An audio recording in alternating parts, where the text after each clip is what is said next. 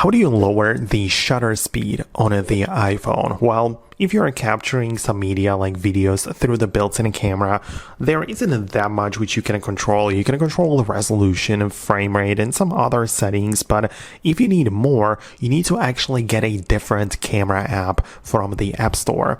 One I would recommend you to get is called Final Cut Camera. It is developed by Apple and completely free to get.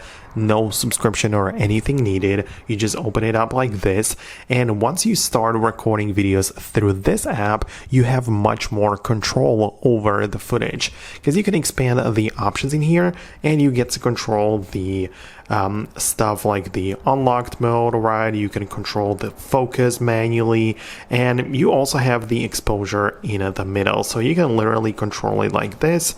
And you can slide it towards the right or left to adjust it. You can set it automatically or manually. So when you switch to the manual mode, you can control the shutter speed in there, and that is the thing which you wanted to get to. So this is the shutter speed controller, right? So again, inside of the exposure, when you switch to the manual mode, you get to control the ISO as well as the shutter speed, which, as you know, is simply not part of the built-in camera app. So that's why it makes sense to get an app like this one, because it simply isn't available without it. So that's what I would recommend you to do.